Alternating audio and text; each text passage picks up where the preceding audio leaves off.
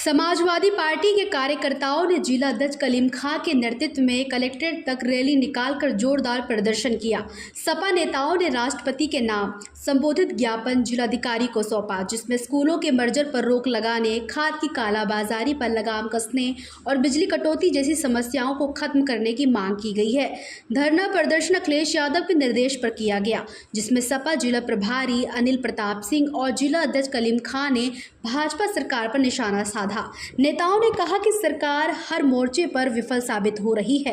School merger को गांव की बेटियों के भविष्य के साथ अन्याय करार देते हुए इसे एक सोची समझी साजिश बताई जा रही है, जिससे बेटियां शिक्षा से वंचित होकर कभी रोजगार की मांग न कर सके। और उससे पहले भी एक मीटिंग हुई थी बिजली विभाग को लेकर, उसमें मुझे बुलाया गया था, मैं गया भी था वहाँ पर। तो बात ये रखी गई थी कि जो बस्ती है कुर्साईगंज की, उस पर 11,000 की लाइन जो है 2-3 बार टूटी। कौन सा मोहल्ला है? वो सीमान नगर है, आजाद नगर है, कई महल्ले लगते हैं, मुजाहिद नगर है। तो 1-2 घर नहीं है उसमें 50 की तादाद में घर हैं, और उन घर के ऊपर से लाइट निकली हुई है, और वो 11,000 की लाइन 2 बार टूट चुकी है। उसमें कई लोग जख्मी भी हो चुके हैं। उसमें समाजवादी पार्टी के माननीय राष्ट्रीय अध्यक्ष जी, उन्होंने आर्थिक मदद से लेकर हर जगह पर इलाज कराने का भी काम उन्होंने करा था। तो अभी उस दिन हमने बात भी रखी कि भाई उसमें जो है वहाँ पर 11,000 की लाइन हटा दी जाए, जबकि वो बस्ती में लगी हुई है। और जो नए जो प्लाट बनाए गए हैं, जो 11,000 की लाइन निकली हुई है, वो 11,000 की लाइनें निकाली जा रही हैं प्लाट की वजह से। और जहाँ पर आवासीय जो रह रहे हैं लोग, उनको नहीं हटाया जाएगा। और बिजली विभाग ने एक नोटिस जारी कर दिया है कि आपके मकान अनलीगल हैं। जबकि मैं पूछना चाहता हूँ कि बिजली विभाग को ये कब से पावर दे दिए गए हैं कि वो लीगल अनलीगल घरों को, ज़मीनों को वो बताएंगे, जबकि ये काम तो एसडीएम साहब का है, डीएम साहब का है, तहसीलदार साहब का है, लेखपाल साहब का है।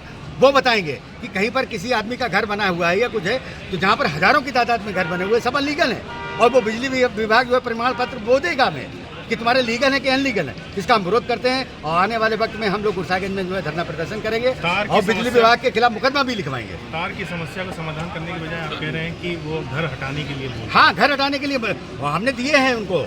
एडीएम साहब को जो है वो मैंने जो उनके नोटिस आए हुए हैं, वो नोटिस की हमने फोटो कापी उनको दी है, ओरिजिनल अभी हमारे पास रखे हुए हैं। अब मुकदमा डालेंगे हम इनके ऊपर, और मुकदमा भी लिखवाएंगे इनके ऊपर। कितने लोगों को नोटिस दिए गए? अरे कम से कम 50 लोगों को दिया गया है, 1-2 लोगों को नहीं। क्या नोटिस में लिखा है? नोटिस में यह लिखा हुआ है कि आपके मकान अनलीगल हैं, लिहाजा आप अपने पहले मकान के कागज दिखाइए। तो हाँ, और उसके बाद में मानने के लिए तैयार ही नहीं। धरना प्रदर्शन जो उत्तर प्रदेश की सरकार प्राथमिक विद्यालयों का विलय कर रही है संख्या का आधार दिखा करके, जो गरीब बच्चों को शिक्षा से वंचित करने का षड्यंत्र कर रही है।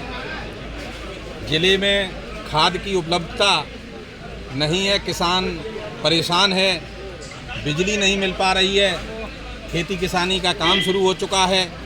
इन सभी समस्याओं को लेकर के समाजवादी पार्टी के कार्यकर्ता जनपद कार्यालय पर एकत्रित हुए। वहाँ से जुलूस के रूप में आज जिलाधिकारी कार्यालय पर आकर के महामहिम राष्ट्रपति जी को संबोधित ज्ञापन श्रीमान जिलाधिकारी जी के माध्यम से आज देने का काम किया गया। क्या प्रमुख मांगे थी आप लोगों की? प्रमुख मांगें ये थी कि जो प्राथमिक विद्यालयों का ये विलय की प्रक्रिया चल रही है, इसको समाप्त किया जाए, पुरानी व्यवस्था बहाल की जाए, और ज़िले में खाद की डीएपी, एनपीके, यूरिया की समुचित व्यवस्था की जाए।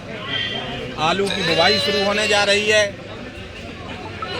बिजली टाइम से मिल नहीं पा रही है, धान की रोपाई चल रही है, जहाँ जिन क्षेत्रों में बरसात कम है वहाँ पानी नलकूपों के द्वारा खेतों में करने के बाद धान की रोपाई हो पाती है।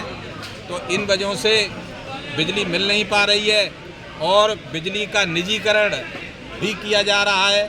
इन सब चीज़ों के विरोध में हम लोगों ने यहाँ धरना प्रदर्शन करके और ज्ञापन देने का काम किया। स्कूल मर्जर के बाद क्या बच्चों की उपस्थिति में कोई कमी आई, ऐसा कुछ दिखा आप लोगों को? भयंकर गिरावट आई है, और ये कोई हल नहीं है। आप समझिए कि दिल्ली में केजरीवाल जी की सरकार ने सरकारी विद्यालयों का कायाकल्प किया, और वहाँ जबकि वहाँ ज़्यादा जागरूक लोग हैं दिल्ली में, और वहाँ सरकारी स्कूलों में कभी संख्या कम नहीं हुई। यहाँ इतने दलित पिछड़े बच्चे जो हैं वो कहाँ शिक्षा ग्रहण करेंगे? वो शिक्षा से वंचित रह जाएंगे, और यही इनकी मंशा है कि किसी तरह से ये शिक्षा ग्रहण न कर सकें, जो न रोजगार मांगें न नौकरी मांगें। यही इनका षड्यंत्र उद्देश्य